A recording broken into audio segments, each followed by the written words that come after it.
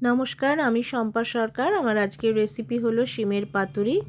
প্রথমেই কড়াই গরম করে তাতে সর্ষের তেল আমরা দিয়ে দেবো। সর্ষের তেল খুব ভালো করে গরম হয়ে যাওয়ার পর আমরা 2 টুকরো করে কেটে রাখা শিমগুলো নুন হলুদ দিয়ে হালকা করে ভেজে নেব।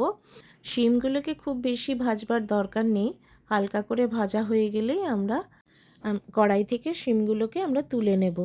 কড়াই থেকে শিম তুলে নেওয়ার পর যে অল্প তেলটা পড়ে থাকবে তার মধ্যে আমরা আবার কিছুটা তেল অ্যাড করে তার মধ্যে কালো জিরে ফোড়ন দেব।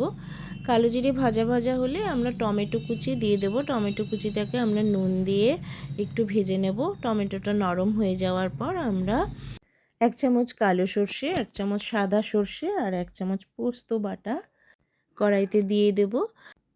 এরপর মশলার বাটিটা অল্প জল দিয়ে ধুয়ে সেই জলটাও এতে অ্যাড করে দেবো। এরপর মশলাটাকে টমেটোর সঙ্গে খুব ভালো করে আমরা মিশিয়ে দেব। আগে আমরা আর নুন দেইনি, খালি শিম ভাজার সময় নুন দিয়েছিলাম আর টমেটোতে নুন দিয়েছি। এখন আর নুন দেব না, প্রয়োজন হলে শেষে দেব। এরপর আমরা অ্যাড করছি হলুদ গুঁড়ো, লঙ্কা গুঁড়ো আর 2টো কাঁচা লঙ্কা চেরা দিয়েছি। ভালো করে মিশিয়ে নেবার পর ভাজা শিমটাকে আমরা এর সঙ্গে মিশিয়ে দেব। কিছুক্ষণ মিশিয়ে নেওয়ার পর হালকা অল্প জল দেব। অল্প জল দিয়ে খুব ভালো করে নেড়ে নেব, সব মশলাটা যাতে একসঙ্গে খুব ভালোভাবে শিমের সঙ্গে মিশে যায়। এরপর যদি প্রয়োজন হয় আমরা একটু হালকা নুন দেব।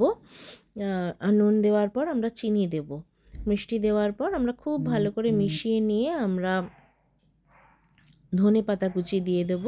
আর একদম সবার শেষে আমরা কাঁচা সর্ষের তেল ওপর থেকে দিয়ে দেব। কাঁচা সর্ষের তেল দেওয়ার পরই শিমের পাতুরিটা একদম রেডি হয়ে যাবে। আপনারা সকলে বাড়িতে চেষ্টা করবেন, আশা করি সকলের খুব ভালো লাগবে। গরম ভাতে এই শিমের পাতুরি ভীষণই ভালো লাগে। বাড়িতে বানালে অবশ্যই জানাবেন কেমন হয়েছে।